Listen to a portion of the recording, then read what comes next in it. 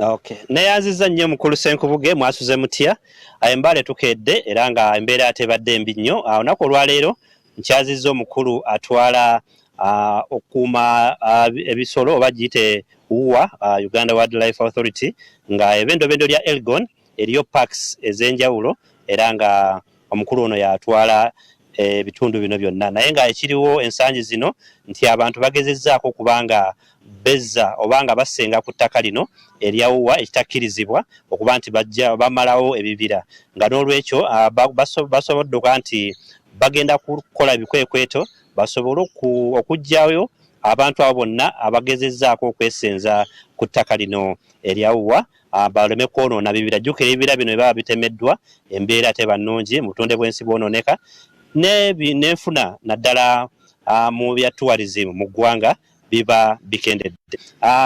Sir, welcome to the show. Thank you very much. Yeah. Good morning, viewers. Your names? I'm Samuel Amanya, and I'm the Chief Warden for Mount Elgon Conservation Area. This is a zone that comprises of Mount Elgon National Park, Pianope Wildlife Reserve, Matheniko Wildlife Reserve, then Bokora Wildlife Reserve. They are all located in eastern Uganda. Yes, they are all located here in eastern Uganda.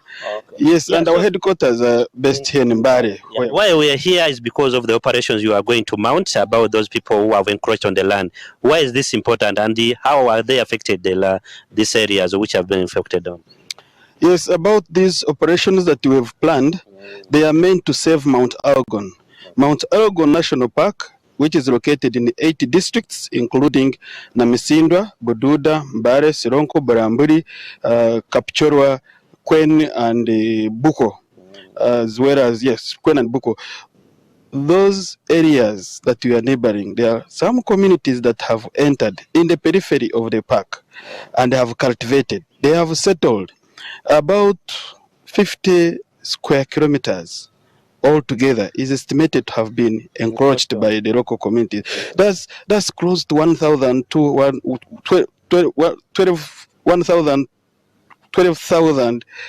acres, and taking away that part of the land affects conservation. Why? Because this forest is important for provision of water to all the districts that are surrounding us. Not only those districts, but also beyond, about 56 districts in Uganda and Kenya. Now, when you cut the trees, you reduce rain. When you reduce rain, agriculture will be affected. Water flow will be affected. Those who are using the rivers for domestic use, it will be affected. The gravity water system will be affected. Eventually the whole environment will be disrupted. That's why you see some areas having landslides. So our intention is to protect Mount Elgon, to ensure that it continues to serve its purpose of which it was created for around 1939, which is basically to provide water for the neighboring areas, provide rainfall, to provide oxygen for the people that surround it. Okay, for the main operations you did, the people of Busanu are complaining that you slashed off their crops and yet you would have waited for them to harvest. Was that the program you had with them before? They said you had allowed them to go and cultivate around that place. Uganda Wildlife Authority has never allowed anybody to encroach. If any, our job is to fight encroachment. So anybody out there alleging that we allowed them to enter into the national park, to encroach, to dig, to cultivate, to settle, is a liar. And that's the very reason we have organized these operations to go to these areas. Busano, yes, it's one of the areas in Mbare district that is neighboring the park and that is affected. There are other areas like Namatiare, like Bufumbo, Wanare, as well as others in Mbare district. All these places, once you reach there, you automatically see we have technology that shows you the moment you enter the park, it will show you on your phone that you have entered the park. So anybody who goes there can see who has entered the park. That's not only in Mbare, but also in Bududa, for example, in Bushika. Yes, Bushika. In is it Bumwalugani? I think that's the name of Marogani. There is Bushii, there is Urukusi, there is Bukalasi, there is Bwabwala. Those are all encroached places. All those are encroached places, and they are in hundreds of acres. In Namisindwa, in areas like Malo, in Mukoto, in Bumbo, was written hundreds of acres. As you do the operation, what are you going to tell the community? Basically, are you going to have engagements with them, or you're just going to enforce the crops which have been grown upon this land? Well, the operation is all about stopping encroachment. We have to work together to stop encroachment. Our forces are prepared to go and take people out. How do we do that one? Usually, each of these districts will have sufficient forces that would be or are being deployed in those places. And the first thing they do is to approach the farmers who are digging or who have dug in those places and tell them to leave. Tell them not to continue expanding their cultivation. Now, to do this operation, we first had a meeting with a number of leaders from these 8 districts about 10 days ago.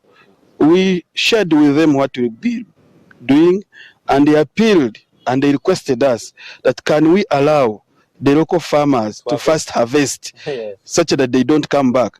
But for many people who are familiar with this region, that's always the request. Can you let us harvest and we won't come back? Can you let us? So anybody who wants to harvest, who requests that this is the last time we allow him or her to harvest, he will first and foremost fulfill the conditions that we give them. One, come with a letter from LC1 showing or confirming that you come from that village, with a stamp and a signature of LC1. We've already developed some templates that can be used. Once you approach, you have that letter with a photocopy of your ID. You approach our rangers who will be in the field enforcing anti-encroachment activities. The rangers will make you fill and sign another form, confirming what you've been doing, confirming that you will not come back, confirming that you acknowledge, and requesting that you harvest. There we shall allow you to harvest. Maybe as we wind up, how do these people cultivate? Do they come at night? How do they come to grow these crops to reach that extent when you're not aware? We are talking about an area of over 210 kilometer distance. On the Ugandan side. Yeah. We are talking about 1,279 square kilometers. The personnel to look after this place, it's so enormous that you cannot easily have it. That's why we conserve with the people. That's why we have a community conservation program, so that the people themselves can protect these resources. We cannot be everywhere at all times. That's how these encroachers end up coming to these places. Okay. Maybe lastly, what's your final word? My word is that I appeal to all leaders within this region, in Namisindwa, Bududa, Mbare, Sironko, and Bulamburi, to keep in touch with us. If there is any concern, any issue, let them come to us so that we can live in harmony, and to inform the leaders and inform the people that let's stop encroaching the park. Let's just stop encroaching the park. Thank you so much for your time. As always, time is not our best ally. That's all the time we had from Bale. Mukulu Senkubuge kankudiza akazindaalo embeera bwetyo bweri naye nga operation zino tujja kulaba engeri gye zinaagendamu tusobole obituusaako mu mawulire gaffe aganaddako. Okay, tweyanzege. Thank you for that wonderful talk.